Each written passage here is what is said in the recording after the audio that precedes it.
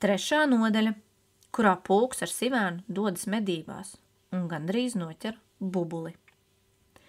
Sivēnam bija ļoti liela māja, skābarža dobuma pašā vidū. Skābardis savukārt bija meža vidū, un Sivēns dzīvoja mājas vidū. Turpat pie mājas bija pārlauzu dēls ar uzrakstu Aizliegts V. Kad Kristofers Robins apjautājās, ko tas nozīmē, Sivēns atbildēja, ka tas esot viņa vectētiņa vārds un sens ģimenes īpašums. Kristofers Robins teica, ka neviens nevar saukties par Aizliegts V, bet Sivēns sacīja, ka var gan, jo tā saucies viņa vectēvs, un ka tas ir saīsinājums no Aizliegts Villija, kas atkal ir saīsinājums no Aizliegts Viljama, un ka vectētiņam bijuši 2 vārdi. Ja viņš netīšām vienu pazaudētu, Aizliegts par godu krusttēvam un Viljams par godu aizliegtam. Man arī ir 2 vārdi, nevērīgi ieminējās Kristofers Robins. Nu redzi, tātad man ir taisnība, teica Sivēns. Kādā jaukā ziemas dienā Sivēns, slaucīdams sniegu savas mājas priekšā, neviļus pacēla acis un ieraudzīja Viniju pulku. Pulks gāja riņķī vien un bija tik dziļi nogrims domās, ka neapstājās pat tad, kad Sivēns viņam uzsauca, bet čāpoja tālāk. Hei, Sivēns kliedza, ko tu dari? Eju medībās, pulks atbildēja. Kādās medībās? Dzenu viņam pēdas. Vinijs pulks ļoti noslēpumaini atrūc. Kam tu dzen pēdas? Sivēns pienāca tuvāk. Jā, to es arī gribētu zināt. Tieši par to es pašlaik domāju. Kam? Un kad tu to uzzināsi? Ne ātrāk, kamēr būšu viņu noķēris, sacīja Vinijs pulks. Skaties! Viņš rādīja ar ķepu sniegā. Ko tu te redzi? Pēdas, atbildēja Sivēns. Ķepu nospiedumus. Viņš uztraukumā iekviecās. Vai, pulk, ka tikai tas nav bubulis? Kā tu domā? Viss var būt, pulks noteica. Reizēm ir un reizēm atkal nav. Ar pēdām nekad neko nevar zināt. To pateicis, viņš gāja atkal tālāk, un Sivēns kādu brīdi noskatījās, metās viņam pakaļ. Vinijs pulks bija pēkšņi apstājies un visai pažīgi pētīja pēdu nospiedumu sniegā. Kas tur ir? Sivēns jautāja.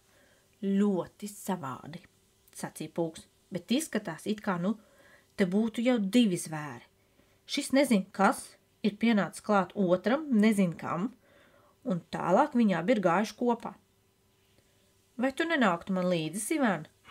Ja izrādītos, ka tie ir plēsīgi zvēri, 2 drošāk. Sivēns pieklājības pēc pakasīja aiz auss un teica, ka līdz piektdienai viņam nekādu steidzīgu darbu neesot, un viņš labprāt nākšot, ja gadījumā tas nezin kas, patiešām būtu bubulis. Tu gribēji teikt, ja gadījumā tie būtu 2 bubuļi? Pulks sacīja, bet Sivēns atbildēja, ka tikpat viņam līdz piektdienai nesot ko darīt, un tā viņi gāja kopā. Priekšā bija lapegļu puduris un likās, kā bija bubuļi. Ja patiešām tie bija bubuļi, ir gājuši apkārt šim pudurim. Tāpēc arī pulks un Sivēns viņiem sekojot gāja apkārt pudurim. Sivēns kavēja pulkam laiku stāstīdams, ko darījis viņa vectēvs Aizliegts V, kad viņam no pēdu dzīšanas iemetusies krika mugurā. Kā Aizliegts V savās vecuma dienās mocījies ar aizdusu un vēl daudzas citas interesantas lietas, bet pulks tikmēr prātoja, kā īsti šis vectētiņš izskatījies, un vai viņš tagad nedzen pēdas 2 vectētiņiem. Un ja tas tā būtu, vai viņš nevarētu vienu vectētiņu paturēt sev, un ko par to sacītu Kristofers Robins, un pēdas gāja viņiem pa priekšu. Pēkšņi Vinijs pulks apstājās un uztraukts rādīja ar ķepu sniegā. Skaties! Ko? Sivēns iekviekdamies salēcās. Bet tad, lai izliktos, ka tas nav bijis aiz bailēm, viņš ļoti sparīgi uzliec gaisā vēl dažas reizes. Pēdas, sacīja pulks. 3. zvērs ir pievienojies tiem 2. Pūk, Sivēns iekliedzās. Tu domā, ka tas ir vēl viens bubulis? Nē, atbildēja Pūks, jo šīs pēdas ir citādākas. Vai nu tie ir bijuši 2 bubuļi un viens, kas varētu būt pēka, vai arī 2 pēkas un viens, kas varētu būt bubulis. Iesim vien viņiem pakaļ. Tā nu viņi gāja uz priekšu un bija mazliet nobažījušies, jo tiem 3 zvēriem tur priekšā varēja izrādīties plēsīgi nodomi. Sivēns klusībā vēlējās, lai viņa vecstāvs aizliegts Villijs būtu šeit, nevis kādā citā nezināmā vietā, un Pūks domāja, cik jauki būtu, ja viņi gluži nejauši satiktu Kristoferu Robinu, bet, protams, tikai tāpēc, ka viņš Kristoferu Robinu ļoti mīlēja. Tad pēkšņi Vinijs Pūks atkal apstājās un aplaizīja no uztraukuma sakarsušo degunu, jo nu viņš bija nobažījies kā vēl nekad. Viņiem pa priekšu gāja 4 zvēri.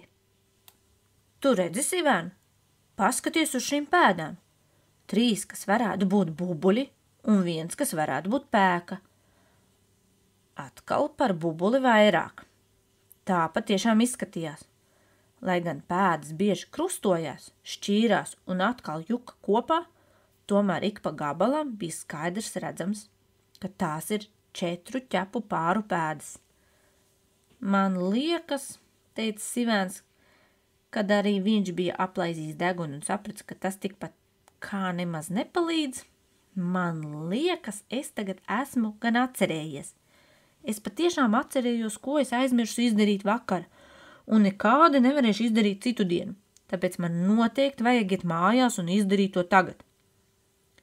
Izdarīsim to pēcpusdienā, es tev palīdzēšu, Pūks sacīja.